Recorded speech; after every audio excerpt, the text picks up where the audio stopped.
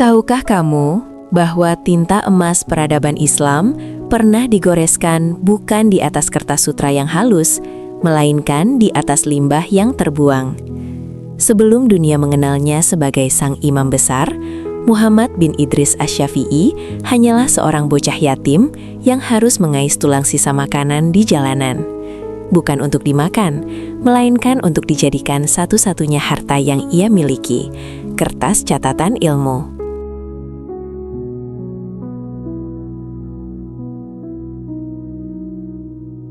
Di sebuah desa yang sunyi, di antara hijaunya pepohonan dan udara segar yang menyejukkan, hidup seorang pemuda dengan hati yang penuh kebaikan.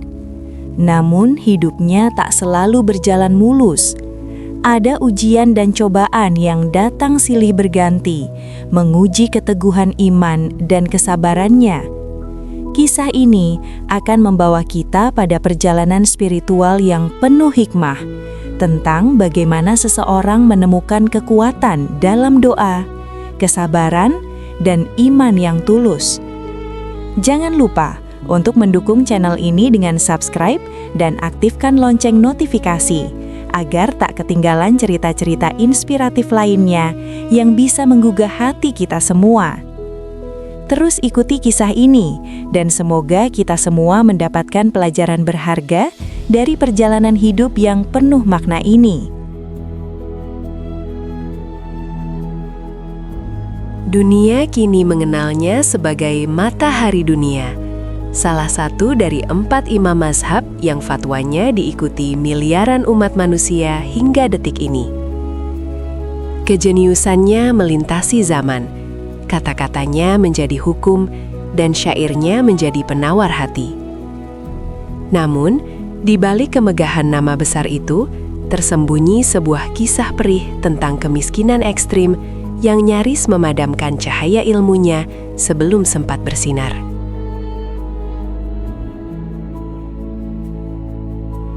Kisah ini bermula di Tanah Gaza pada tahun 150 Hijriah, tahun yang sama ketika Imam Abu Hanifah wafat.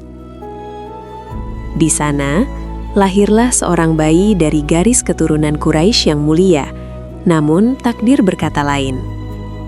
Ayahnya meninggal saat ia masih dalam buayan, meninggalkan Syafi'i kecil dan ibunya dalam keadaan papa, tanpa harta warisan, tanpa pelindung, di tengah kerasnya kehidupan gurun.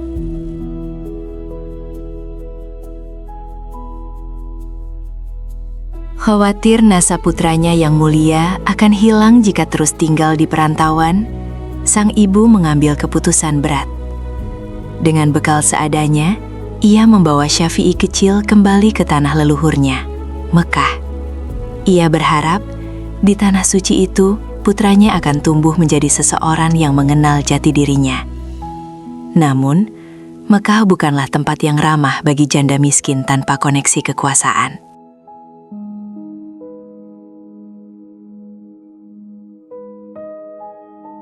Di Mekah, mereka hidup dalam garis kemiskinan yang nyata. Syafi'i tumbuh menyaksikan teman-teman sebayanya pergi belajar dengan pakaian layak dan bekal yang cukup. Sementara dirinya, untuk makan sehari-hari saja ibunya harus berjuang keras. Tidak ada uang untuk membayar guru, tidak ada dinar untuk membeli kitab. Namun, di dalam dada bocah kurus itu menyala api semangat yang lebih panas dari gurun pasir manapun.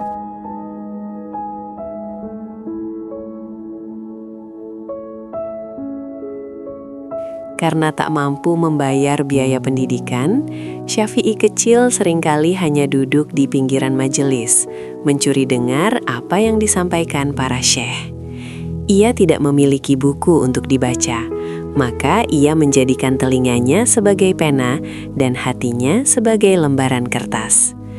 Allah menganugerahinya hafalan fotografi yang luar biasa. Sekali ia mendengar, selamanya ia tak akan lupa.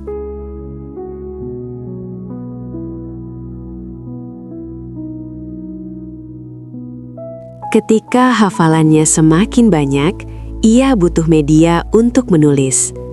Namun di masa itu, kertas adalah barang mewah. Harganya setara dengan makanan mereka berhari-hari. Bayangkan kepedihan seorang jenius yang otaknya dipenuhi samudra ilmu, namun terhalang oleh kepingan dirham. Apakah kemiskinan akan menghentikan langkah sang calon imam? Bagi Syafi'i, menyerah bukanlah pilihan.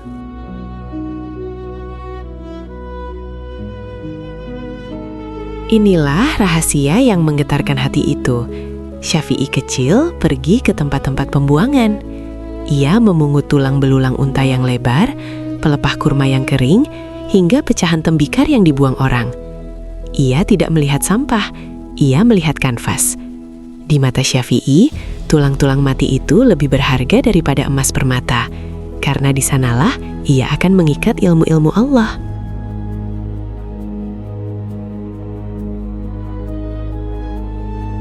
Setiap malam, di bawah remang cahaya bulan atau lilin kecil, Syafi'i memenuhi permukaan tulang-tulang itu dengan hadis-hadis Nabi. Ia menulis dengan huruf yang sangat kecil dan rapat agar muat banyak. Jari-jarinya yang kecil mungkin lelah, bau anyir tulang mungkin menyengat, tapi kelezatan ilmu mengalahkan segalanya.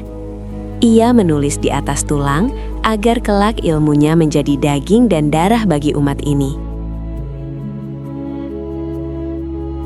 Lama-kelamaan, rumah ibunya yang sempit itu penuh sesak. Bukan penuh dengan perabotan mewah, melainkan penuh dengan kendi-kendi dan karung berisi tulang belulang bertuliskan ilmu.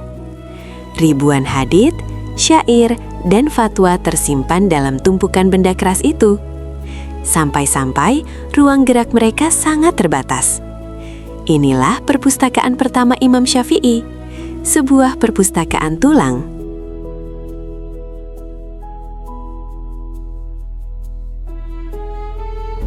Di tengah keterbatasan itu, keajaiban Allah bekerja. Sebelum usia 7 tahun, Syafi'i telah menghafal 30 juz Al-Quran dengan mutkin. Di usia 10 tahun, ia telah menghafal kitab Al-Muwatta, karya Imam Malik di luar kepala. Kemiskinan tidak membuat otaknya tumpul, justru menempa ingatannya setajam pedang Damaskus.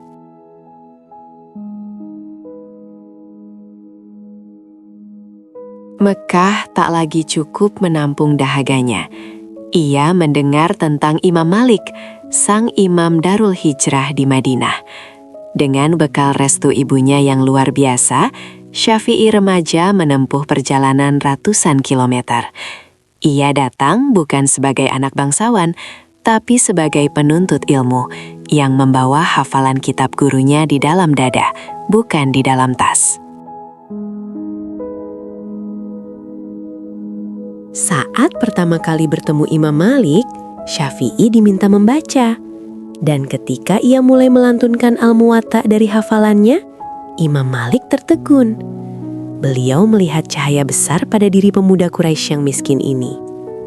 Imam Malik berkata, "Bertakwalah kepada Allah, sesungguhnya engkau akan memiliki urusan yang besar." Sebuah ramalan yang kelak menjadi kenyataan.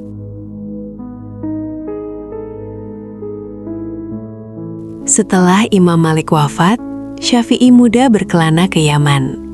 Di sana ia bekerja, diuji dengan fitnah politik, bahkan nyaris dihukum mati oleh Khalifah Harun ar-Rasyid karena tuduhan palsu. Namun, kefasihan lidahnya dan kebenaran hujahnya menyelamatkannya. Ujian demi ujian ini mematangkan jiwanya, mengubahnya dari sekadar penghafal teks menjadi pemikir hukum yang mendalam.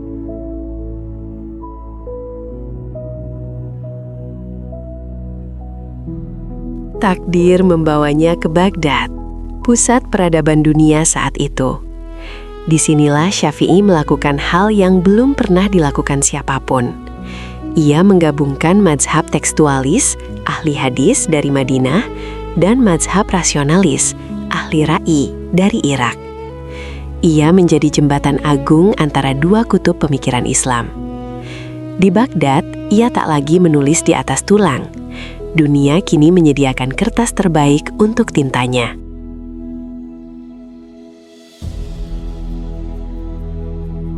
Di Irak, ia menyusun Qaul Qadim atau pendapat lamanya. Namanya mulai harum semerbak ke seluruh penjuru negeri Islam. Orang-orang berbondong-bondong datang hanya untuk melihat wajahnya dan mendengar hikmahnya. Namun, Syafi'i tahu perjalanannya belum usai. Ia merasa ilmunya harus terus berkembang seiring perubahan tempat dan zaman.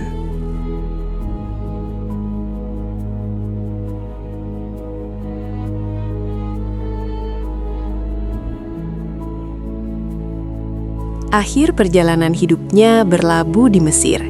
Di tanah inilah Syafi'i merevisi banyak pendapat fikihnya, melahirkan apa yang kita kenal sebagai Qaul Jadid. Ia membuktikan bahwa seorang ulama sejati tidak kaku, melainkan dinamis, melihat realitas tanpa meninggalkan prinsip syariat. Di Mesir waktunya habis dibagi 3, sepertiga untuk menulis, sepertiga untuk ibadah, dan sepertiga untuk tidur.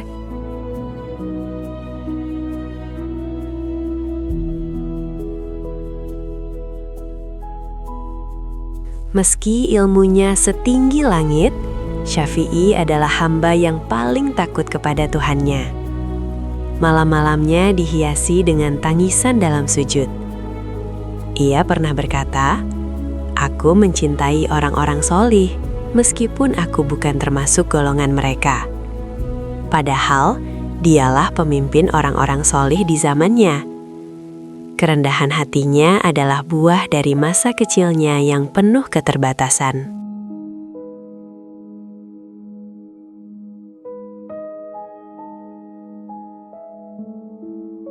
Tahun 2004 Hijriah, pada usia 54 tahun, fisik sang imam mulai menyerah. Sakit yang parah menderanya akibat terlalu lama duduk, menulis, dan mengajar. Namun hingga nafas terakhirnya, lisannya tak berhenti berzikir dan membahas ilmu. Ia wafat pada hari Jumat, meninggalkan dunia yang fana ini, namun mewariskan kekayaan yang tak akan habis dimakan masa.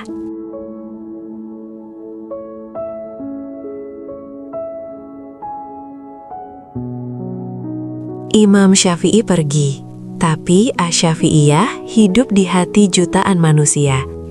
Dari Kairo hingga ke pelosok desa di Indonesia, fikihnya menjadi panduan ibadah kita sehari-hari. Cara kita sholat, cara kita berwudu, cara kita bermuamalah, banyak yang bersumber dari ijtihad bocah pengumpul tulang itu.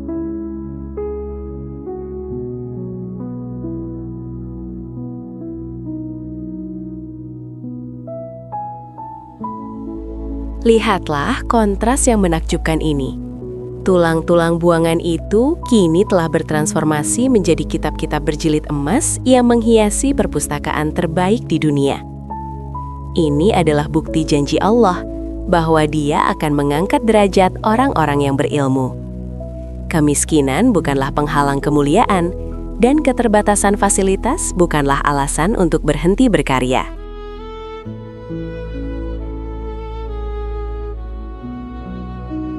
Kisah Imam Syafi'i adalah tamparan keras bagi kita yang sering mengeluh. Kita yang memiliki buku berlimpah, internet tanpa batas, dan kemudahan teknologi, namun seringkali malas menuntut ilmu. Syafi'i menulis di atas tulang untuk menerangi dunia. Lantas apa yang sudah kita tulis dengan fasilitas mewah yang kita miliki hari ini?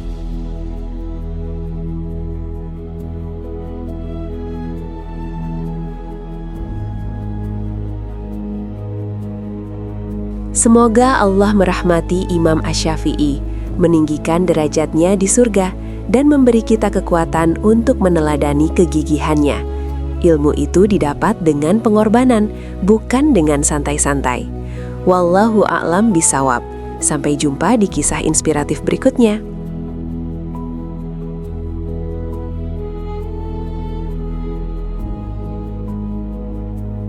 Demikianlah perjalanan hidup yang penuh hikmah ini, di mana setiap ujian dan cobaan yang datang mengajarkan kita untuk lebih mendekatkan diri padanya dengan penuh kesabaran, ketulusan hati, dan iman yang tak tergoyahkan. Setiap langkah yang diambil, setiap doa yang dipanjatkan adalah bukti bahwa Allah selalu bersama hambanya yang ikhlas dan sabar dalam menghadapi kehidupan. Terima kasih telah menyimak kisah ini sampai akhir. Semoga cerita ini bisa memberikan inspirasi dan pelajaran berharga bagi kita semua. Jangan lupa untuk terus mendukung channel ini dengan like, share, dan subscribe agar kita dapat terus berbagi kisah-kisah yang penuh makna. Semoga Allah selalu memberikan petunjuk dan keberkahan bagi kita semua. Amin.